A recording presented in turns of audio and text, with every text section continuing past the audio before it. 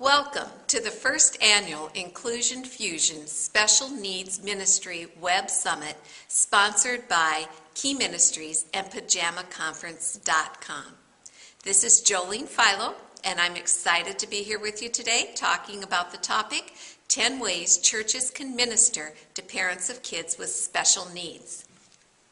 Before I begin, let's bow for a word of prayer. Dear Father, thank you so much for bringing us here together today. Thank you for the technology that's making it possible for people all over the country to join together and learn more about how we can include families of kids with special needs in our churches. Be with us as we talk today about these ministry ideas. Stir our hearts. Show us how we can make them work where we live.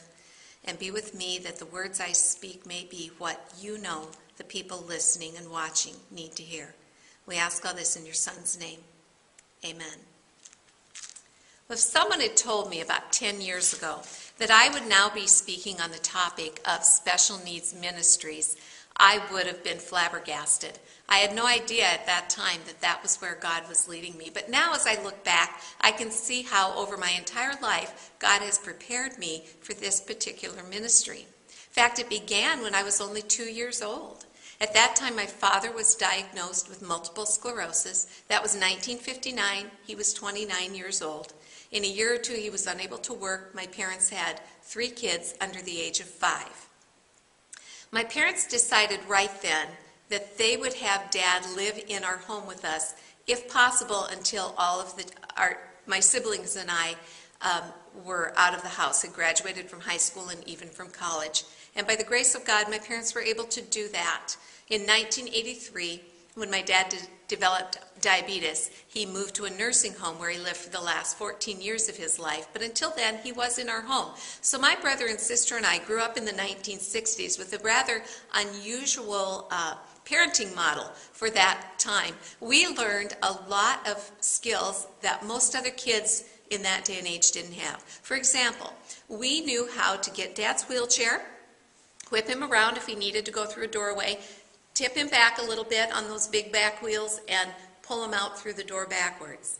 Another skill that we had that maybe wasn't real prevalent in those days was we knew how to empty a urinal. My dad's multiple sclerosis had weakened his bladder control, so his urinal went with him wherever he was. He usually found a discreet little corner, or we would wheel him into the bathroom or whatever. And after he was finished, we would take that urinal. We knew how to dump it out, rinse it out, get it back in his bag discreetly, so nobody else around even knew what we were doing. But my favorite skill that we learned as kids of my father was by the time we were all about 7 years of old, we knew how to fill a pipe with Kentucky Club pipe tobacco, tamp it down just exactly right, give it to Dad so he could put it in his mouth, put the stem in his mouth, and then we would light his pipe for him. And we were pretty good at it. We didn't even think that it was anything unusual. Another thing that we realized as we were growing up was how inaccessible many places were for people in a wheelchair. Our church was hard for Dad to get into. Schools were difficult. The library he couldn't even go to because it had too many steps. A year before my dad died, or before my dad went into a nursing home, my husband and I had our first child. Now, we didn't know there was anything wrong with Alan until about 12 hours after he was born, when he was having trouble breathing. So the doctor transferred him to a regional hospital about 40 miles from where we were, where they diagnosed Alan with a tracheal esophageal fistula. That meant that his esophagus came down from his stomach, or came down from his throat and made a blind pouch. It came up from his stomach and hooked into his trachea. So he needed surgery immediately if he was to live. He was life-flighted from Rapid City, South Dakota to the University of Nebraska Hospital in Omaha, where they performed that surgery before he was 24 hours old. He had a pretty quick recovery, was dismissed from the NICU after about 2.5 weeks. He seemed to have no other issues, but at 2 months he developed some complications that led to a number of surgeries before we got everything functioning correctly. By the time Alan was 5, he'd had a total of 7 surgeries and hundreds of procedures to get his esophagus functioning correctly. After that, he was in good health until he was about age 15, where he had one final surgery in Kansas City. And we began to see some behavioral issues surface also as he went in through adolescence. We thought that possibly those could have been related to what had happened to him as a very young child, but it took about 10 more years before we found someone that was able to diagnose him with post-traumatic stress disorder. And so he was 26 when he went through treatment for that. Since then, he's been doing fine. He's married. He and his wife look forward to starting a family. He has a good job. But in addition to my family, God prepared me in many other ways for this ministry. I was a teacher for 25 years in the public school system, an elementary teacher, and I did have a learning disabilities minor, so I often had kids with special needs in my classroom. I attended a lot of IEP meetings. I started the IEP process for many students in my classroom, and I was very comfortable collaborating with special education teachers. I left education in 2003 to begin my writing and speaking work, and I also was part-time director of assimilation and discipleship at our church during those for 4 years. Now, if you aren't sure what that means, my job title was pretty much everything nobody else was in charge of. So I wasn't the youth pastor, and I wasn't the teaching pastor, and I wasn't the secretary, but most other things I usually did. During those 4 years, I learned a lot about how church staff works together, how a church works, and how God works through them. During those 4 years, I was doing a lot of writing on a lot of different topics, but there seemed to be this slow funneling in my writing so that the things that I wrote about special needs were the ones that got the biggest response. And as I was doing that writing, I discovered that there was not much on the topic of parenting kids with special needs, at least in the Christian arena. And so the idea for my first book, A Different Dream for My Child, Meditations for Parents of Critically and Chronically Ill Children, grew from that knowledge, and it was an attempt to kind of address the needs of parents of kids with special needs. And then 2 years later, that book came out in 2009. Now in 2011, right now, my new book, Different Dream Parenting, is being released. And in the writing of those two books, I interviewed a lot of families, probably over 50 or 60 families who had kids with a variety of different special needs, and I interviewed a number of professionals in the field. And it was from what I learned from those interviews that the content of this workshop was developed. The 10 ideas, the 10 ways churches can minister are a direct result of what parents told me they needed and what I found churches are able to offer. Now, I know that you have limited manpower and limited budgets in your churches, so the ideas that I've developed here are practical things that any member of your church body could do. They are not complicated. They do not require you to set up a new program. What they do require are compassionate and willing hearts. So let's start by looking at the first way churches can help families. Families really, most of all, need the presence of their church family after they receive a diagnosis of a special need or as they begin dealing with a chronic illness or a chronic situation and the caregiving that goes along with that for a child with special needs. They need your presence much more than they need platitudes or little comforting sayings that you might have. For example, never say to a family, "I know how you feel," unless you have been in their situation and you do know how they feel. In that case, what you have to say might be comforting. Otherwise, don't say it, because you really don't understand what it's like to have a child with special needs. Now, if you're not sure how to be present with a family who has a child with special needs, here's some advice from a father I interviewed for my first book. He and his wife lost their oldest child when she was 3. She had leukemia. And if she had lived, she would be in her early 30s now. Since then, Jeff, the father, and his wife, Carolyn, have both devoted themselves to helping educators and children understand more of what it means to grieve and teaching other people how to help them grieve. And so Jeff facilitates a class for teachers that trains them to help children go through the grieving process. Well, there was a substitute teacher who took his class who also was a pastor. And he shared during one of the sessions how he uses something called the 3 H's when he goes to minister to families who have either lost children or are raising a child with special needs. He suggests that you remember these 3 things. Just be sure you hush. Just be quiet when you're with them. You don't really always need to say anything. Just be there. Hug. That one's pretty self-explanatory. And then the third one is hear. Just remember that they need you here with them, that the families want you here and be with them.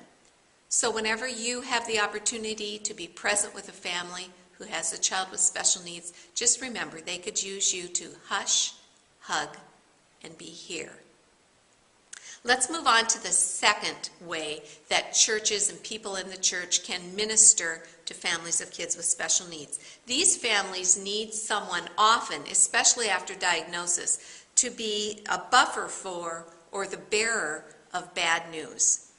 They may need you to go with them after they receive the diagnosis. They may need someone to go with them who's not part of the family to be a support to them while they break the news to grandparents, siblings of the child, aunts and uncles, cousins, those who are close to the child. If distance is an issue, for example, if one parent and the child are off somewhere at a hospital receiving the diagnosis, and the other parent is back at home going to work and maybe caring for other siblings, you may need to be a third party to help break the news to that other parent. You may get a phone call from the parent who just received the diagnosis asking you to go over and be with the rest of the family while they call and tell them what has happened. So you may need to help out, step in that fashion.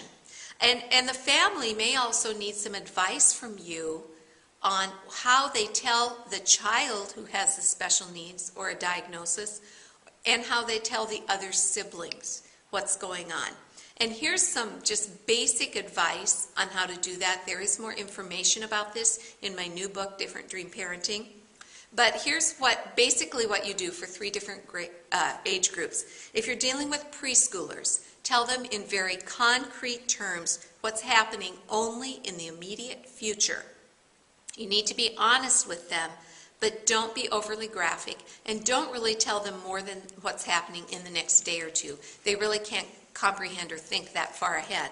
Now, if you're dealing with children who are elementary age, they also need that concrete language. They don't need figurative language or abstracts.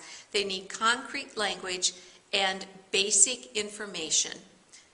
Then after you've given that to them, you need to allow an elementary age child to ask you any questions that they've come up with, and then answer them again as honestly as possible. You can go a little bit further out with them. They may be able to handle what's happening next week or next month, but anything beyond that, again, is beyond their scope of understanding of time. Now, if you're dealing with siblings or a child who's in junior or senior high, you need to treat them as you would an adult. If the child is getting a diagnosis, they should be with you, with the doctor when that diagnosis is given, and be allowed to ask questions as an adult would. And the same if you're breaking the news to a sibling. You need to allow them to ask questions and speak to them as you would to an adult. Now let's move on to the third way that you can help families. They need you to be sensitive to their changing emotional needs. Now, immediately after receiving a diagnosis, whether it's of a newborn, of a child that's a little bit older where they've suspected something for a while, or an illness or an accident, parents' emotions after they receive that diagnosis will change by the minute. You may be with the family for a while one day and think that they're doing quite well, they're handling everything very well, but the next day you talk to them, or even later that day, and somebody in the family is a basket case. They're asking questions like, what did I do wrong? How can this be happening to me? Why is God doing this to us? And you may be thinking to yourself, did I read them all wrong earlier? Was I way off base? And the answer is no. What's happening is the parents are grieving. They're grieving and adjusting to the loss they've just been dealt, whether it's a loss through death or whether it's a loss of their dreams for a child. because this diagnosis means the child's life is not going to be what they expected it to be. And as they adjust, they're going to cycle through the stages of grief over and over. And so their emotions are going to be changing as that happens. And we'll be talking about those stages of grief in just a little bit, so hang on for more information about that. Families also need someone who's going to listen to them very closely and be sensitive to needs that they don't even realize they have and can't even verbalize. At different times, you can minister just by listening, by being a sounding board, letting them talk and share those emotions while they express their doubts and their fears without you pressuring them and by passing judgment or spouting doctrine they're not ready to hear. You need to provide resources for them instead. Listen to them, offer to pray with them, and assure them that their support system is in place. Now, eventually, you're going to be able to use the Bible to help them through the questions that they have. We had some friends that did that for us. I went through a period of great questioning when Alan was going through a lot of his issues before he was even a year old. And I was doing a lot of that, asking, why, God? What's happening? Is this punishment for me? Did I do something wrong? And we asked the pastor of a neighboring church to come and help us by doing a Bible study with us. Now, my husband says that we studied the book of James with these friends over several months. I can't even remember what we studied. What I do remember is that week after week, this young family came and talked to me and listened to me and prayed with me and used scripture to answer my questions. And after that, I was in a much better place than I had been before. So that's the kind of thing we need to do to help families who have a variety of emotional needs. The fourth thing we can do is a little more practical. Families need someone to handle logistics. Parents during this time are very focused on caring for their child, so the church can minister by providing someone who has some administrative skills to handle the logistics that are coming up. For example, if there's a lot of travel involved with this child's diagnosis, maybe someone from your church can handle travel arrangements so the family doesn't have to. Someone in your church may be able to see if there are funds available for unexpected medical expenses or travel expenses the family may incur. Maybe they'll do a fundraiser or just, pass the hat and raise money for families. Someone in your church can do that. Other things, they can help with lodging. When our son was very young, when he was newborn, and we were in Omaha, they didn't even have Ronald McDonald houses, but we had some people in town who were friends, old friends of the family, and we were able to stay with them. You as a church may be able to find some of those resources so a family can find lodging that's affordable. Same thing with spiritual support. When our son had his surgery at age 15 down in Kansas City, we really didn't know anyone in that area. But a woman from our church had grown up there, and she called her pastor, and he came and stayed with us while Alan went through surgery. That was very helpful for us. Other things that you might be able to help with logistically as a church, finding care for the other siblings, finding someone who will watch the house if the family is gone for a while, someone who will go through and check the pipes, check the furnace, the air conditioner, mow the lawn, take care of the mail, those kinds of things. And of course, if the family is back in town, finding someone who can provide meals is a real big help for families. And there's more ideas again about that at my website, differentdream.com. There are some posts. If you just go in and search for meal preparation, you'll get some links to other sites that can help you organize meals. And we'll talk about that a little bit more later also. So that's number 4, help with the logistics a family of kids with special needs faces. Number 5, families often need a contact person who gets scheduled updates and disseminates information to the rest of the church body. If you've ever been in the hospital with a sick child, you know that you just managed to get them down to sleep and somebody calls wanting to get an update on how things are going. It's even worse now that we have cell phones than it was before we had cell phones because everybody calls. But if you can assign one person who calls once a day or who the parent will call once a day, that person can get the updates and then can send that information via email, text, whatever, to everybody else who's praying for the family and keep everyone informed.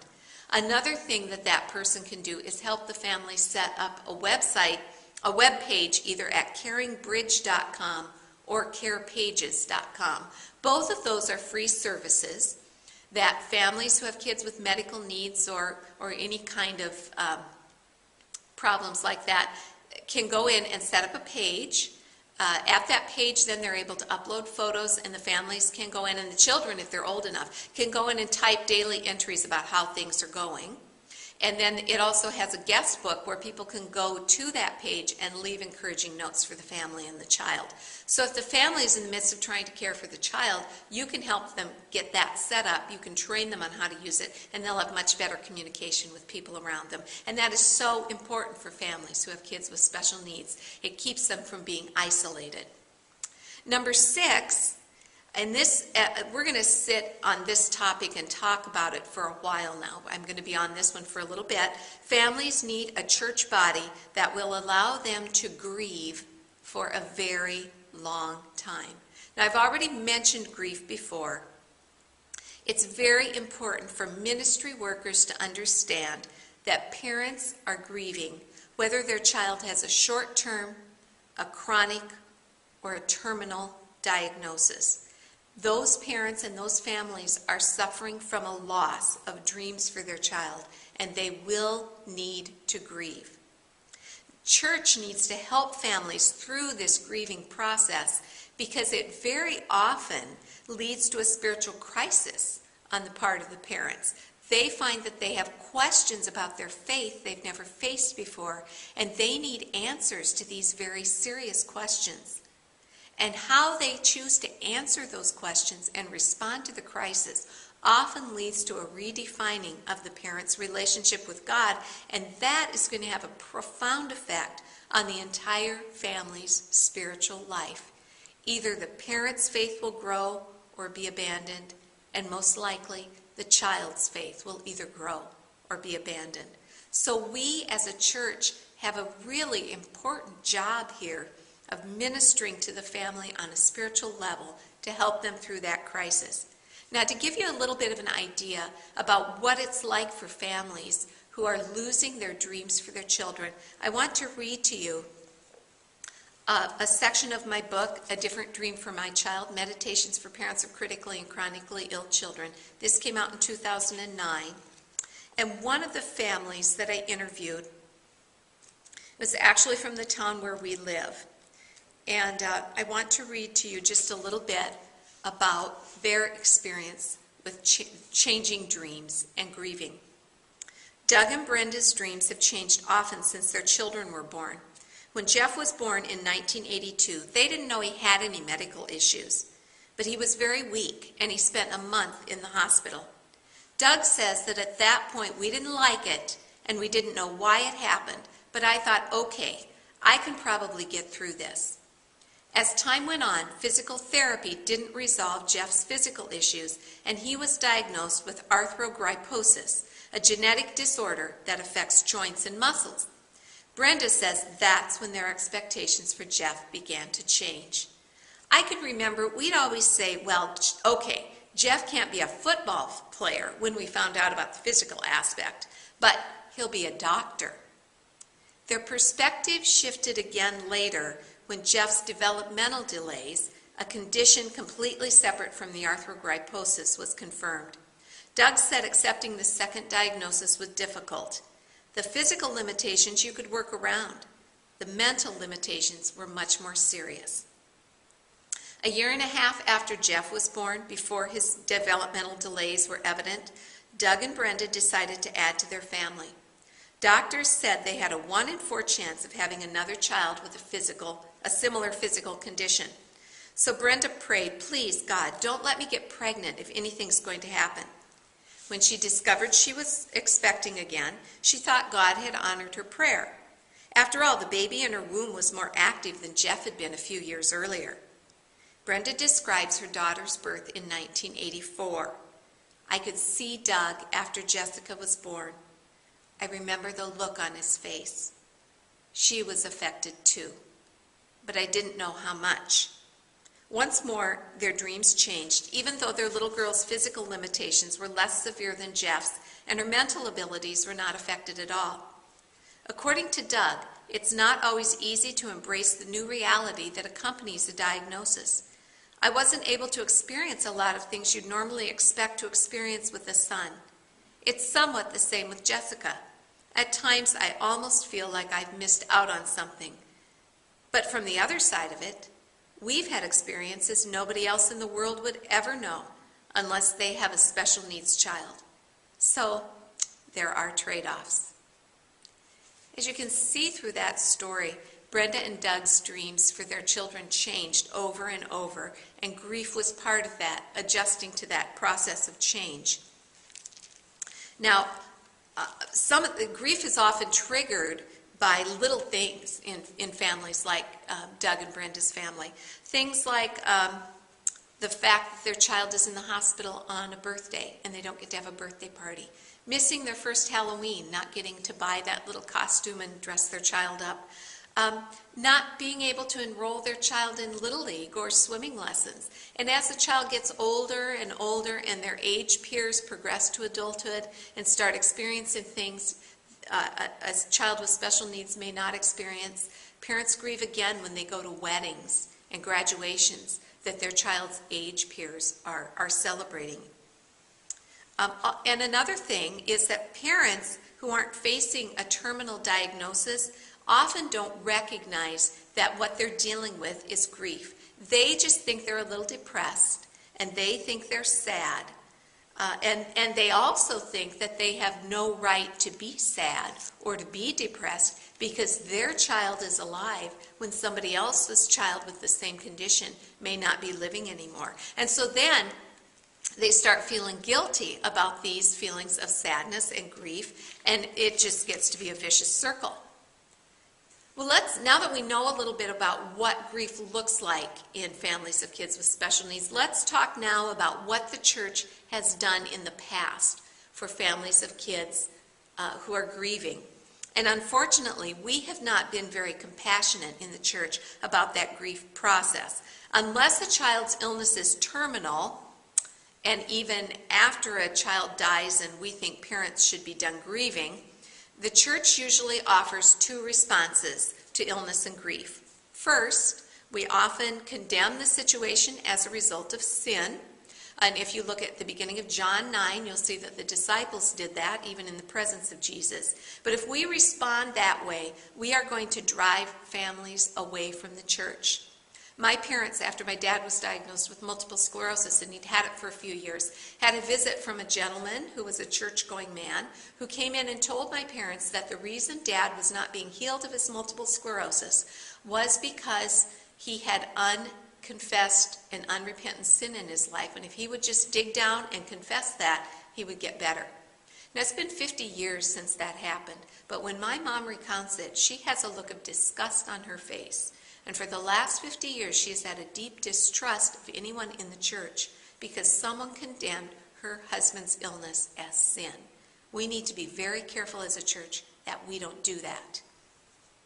Another thing that churches tend to do that's not very helpful is we refuse to allow people to be sad. We won't allow sadness. I don't know if you've heard of Nancy Guthrie. She's the author of the book Holding On to Hope and several other books about grief and sorrow in families who've lost children. They have 3 children. Their one son, Matt, is living and is a typical child. But they lost their second child and first daughter, Hope, to a condition called Zellweger's syndrome.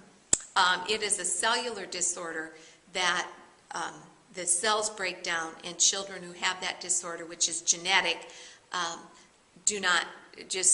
their bodies slowly fail. Their daughter had a type that they knew within 6 months she would die. So their daughter Hope was born, they took her home and cared for her until she died at about 6 months. Because it was a genetic disorder, they decided to have no more children, and they took those precautions, and even so, Nancy found herself pregnant again with another child. This child, Gabriel, was diagnosed when he was in utero as having the same syndrome. So they knew that when he was born, they would take him home and care for him until he died, which they did until he was about 6 months old. So she's written extensively on this topic, and even she and her husband even do respite retreats for parents who have lost children.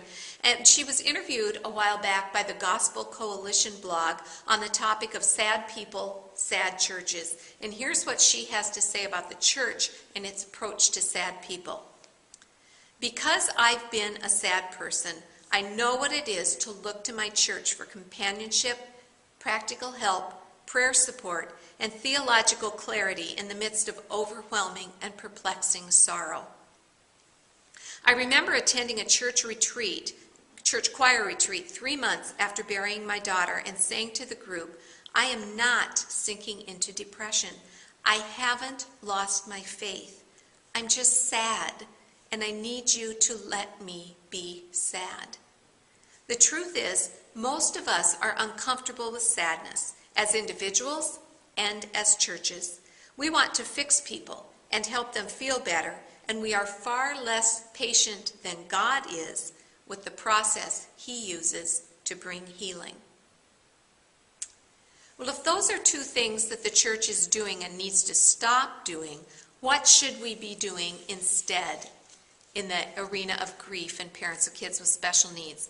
Well, first of all, we need to be able to name, acknowledge, and allow parents to grieve. So we need to know something about the grief process. And then we need to support families as they process that grief. So we should be familiar with the grief process and its stages, and I'm just going to quickly tell you what those stages are now. If you're using the handout that you were able to download earlier, you can fill these stages in on your handout sheet. They are denial, anger, bargaining, depression, and acceptance. Now I'll run through those really quickly again. Denial, anger, bargaining, depression, and acceptance. Now I could do a whole workshop just on what those stages of grief look like in parents of kids with special needs, but I don't have time for now. But I am going to recommend that if you're interested in learning more, you read the book On Grief and Grieving by Elizabeth Kubler-Ross, and you will find that book listed at the end of the handouts in the bibliography section. So other things, now that you know what the stages of grief are, you should also as church body be anticipating those grief triggers we talked about earlier. Things like birthday parties, everybody else's child being able to walk and yours not, attending a wedding for someone and knowing that this family has a child who's the same age who's never going to get married. Anticipate those grief triggers and then send little encouraging cards or notes or just, I'm thinking of you, or wondering if this is a hard time for you. Just send those notes now and then. Not just right after a diagnosis and after a family starts to adjust, but for years and years into the future.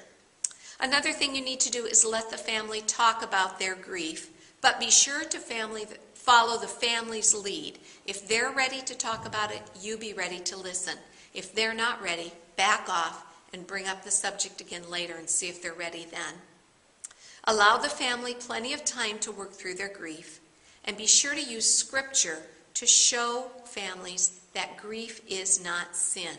Now again, I don't have a lot of time here to go into what those scriptures are, but there is a chapter in my new book, Different Dream Parenting, that deals with that subject and has lots of scriptural references, and you can look there. Nancy Guthrie also does a great job in her books, which are also listed in the bibliography, so you can find scriptural support about grief and sin. Okay, let's move on to number 7 now, which is about guilt, closely related to grief, and we're going to spend some time talking about this one too. Families also need scriptural assurance when battling guilt. Because after a diagnosis or as the caregiving goes on and on for a child with special needs, parents often feel a great deal of guilt. This is probably the biggest spiritual battle that they face. And first we're going to run through a few causes of guilt. Inadequacy is one. Parents don't feel that they're equipped or able to care for their child as well as is needed. They blame themselves for their child's illness or condition. We talked about that a little bit already. They have survivor guilt. Again, we mentioned that one before. Why should I feel grief, or why should I feel bad or sad when my child's alive, somebody else lost their child? They feel guilt about the what ifs. What if they'd made this decision instead of that one? What if they'd done this more quickly? What if, what if, what if? Leads to a lot of guilt. Often they feel guilt because they resent the care demands their child has and the way it's changed their life. They feel guilt because they can't fix what's wrong with their child. And one of the jobs of a parent is to fix things. So they feel a lot of guilt because they're failing at their job. They feel guilt because they're angry with God. They feel guilt because they resent their spouse, perhaps, who has accepted the situation better than they've accepted it themselves. And they feel guilt because they're envious of other families who don't have to deal with the issues that they're dealing with. There's many more causes for guilt, but those are some of the ones I hear about the most. Now, part of the battle of helping parents fight this battle of guilt is determining whether the guilt is founded or unfounded, whether there's a real reason to be guilty, or if it is just the spiritual warfare and deception. So to do that, when you meet with families or when you talk to them, you need to pray together first and ask God to reveal the truth. Then take some time to see what God's Word says about guilt. And again, I don't have time to go into that deeply here today. And again, there is a chapter in my book, Different Dream Parenting, that does examine the Scriptures and does go into that a little more deeply. And after you've done some looking at God's Word and you've been reading some of those Scriptures, compare those Scriptures to the parent's life and have them look for any evidence of disobedience. Are they being disobedient to the Scripture? Or do they have some misconceptions? Look for some evidence of misconception, which is probably quite likely. They probably do have some misconceptions on what guilt is and isn't. And then have them seek counsel. You may be able to be the one who gives the counsel. You may refer them on to a professional counselor or a pastor or someone else, another parent who's dealt with these issues. Because if they seek counsel and talk to someone about these feelings, very often that is going to dispel the guilt better than anything. This happened to me when our son was young. I felt very guilty about his illness, and there was one time when I finally, after months and months of bottling it up, talked to my husband and told him, I think it must be my fault. I did this and I did this, and you're up with him at night, and I'm not a very good mother. I'm his mother. I should be doing that. You shouldn't be. Finally, Hiram just stopped me and said, Jolene, stop. Those are lies. You are a good mother, and you're doing a good job. And just being able to share my feelings and have him give me some affirmation was enough to dispel the guilt. So seek counsel when you need it. Now, after you've done those steps, if the guilt is founded, if there is a reason for the parent to feel guilty, perhaps their child has fetal alcohol syndrome. Perhaps there was some physical abuse that led to an injury. And this happens very rarely that the guilt is founded, but when it is, parents need to confess their sin, repent, and then move on. That's the parent's part. Churches need to help by forgiving, and that can be really hard to do in some cases. They need to provide accountability to keep the parents from doing that again, and encourage counseling or help provide the means for them to get counseling or treatment so that they don't fall into those old patterns again. Now, more often, the guilt is unfounded. And in those cases, the church needs to assist the family by using that scriptural truth I talked about before to disarm the enemy. Help them see what the truth is, what they're hearing in their head, what's truth, and what are lies, so they can just disarm the enemy and move forward in truth.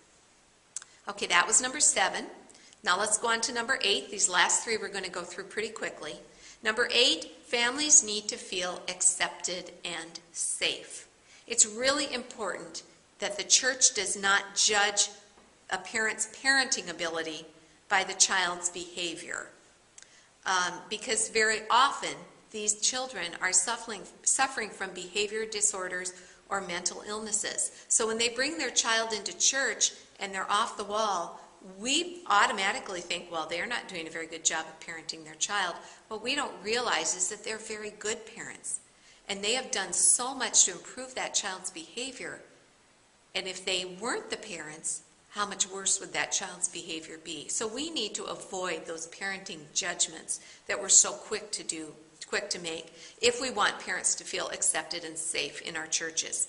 We need to provide confidential support groups for them where they can talk about their issues and share and get new ideas and network. We need to provide accountability partners to call them and see how things are going, to pray with them, to ask for prayer requests. And we need to provide some kind of small group fellowship that they can participate in and have that family feeling from their church. Number 9 goes along with this one. Families need accessibility and support so they can attend these church events. They need programs that the children can participate in, Sunday school programs that allow them to participate and meet their needs, respite programs where the children can come and stay for a while and be watched by someone capable so the families can get away for a little while, or maybe just some kind of child care options. I think about Doug and Brenda. Their son Jeff is a young adult now and he still lives with them, and it was very hard for them to attend small group functions. So their small church group just decided that they would always meet at Doug and Brenda's house. Then they didn't have to find care, and different people would bring the meals in, and that worked out very well. So we need to be flexible and figure out those ways so that families of kids with special needs can be involved in church life. And number 10 is kind of a summing up of what we've talked about in many ways already.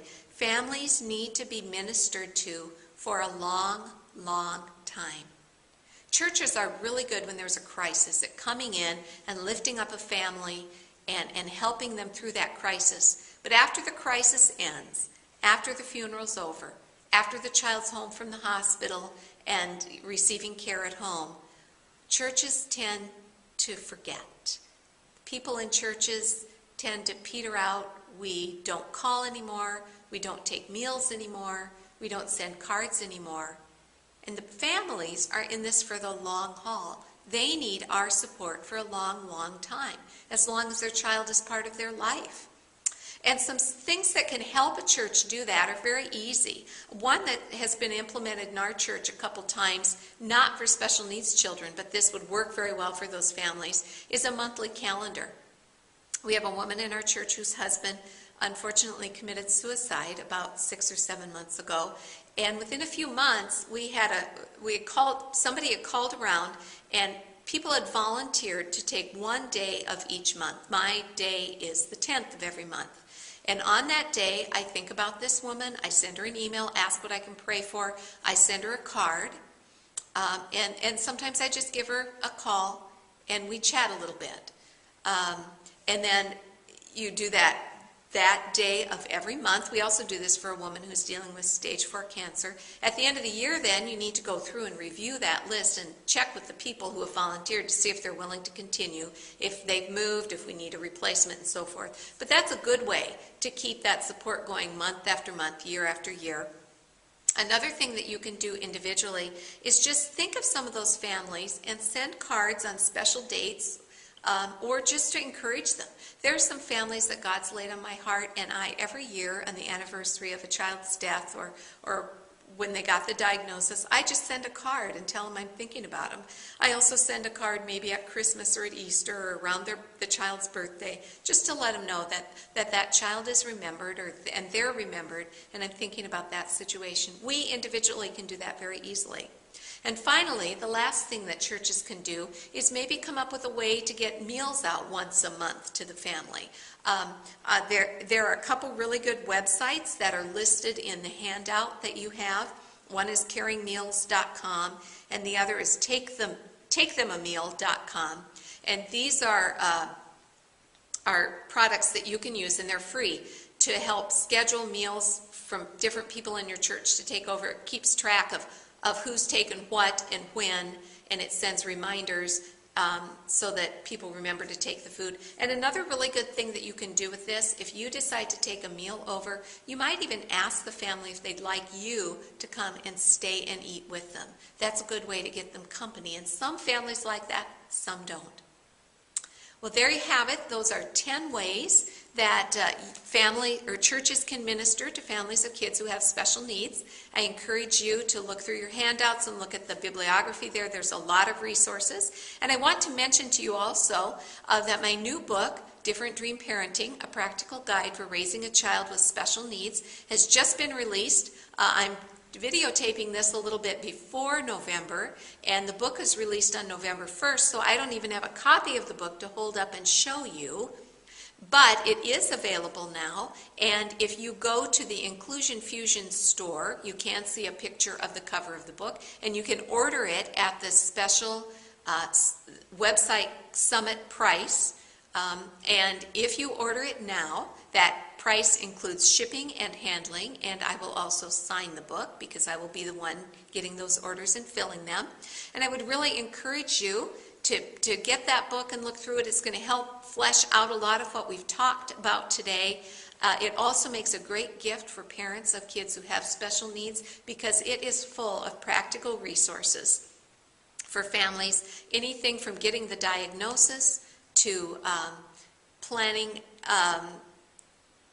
a special needs trust for your child as they're approaching adulthood, and everything in between. IEP meetings, care meetings at the hospital, and anything else you can think of is in there. So I want to thank you for listening to me today and for taking part in the Inclusion Fusion Summit. I think it's a great idea, and I hope that maybe you'll visit my website and leave me an email there. You can contact me through my website about things you have done, other ideas that you have, or ideas that you've received here that you think are going to work well for your church. Thank you so much, and have a great day. Bye-bye.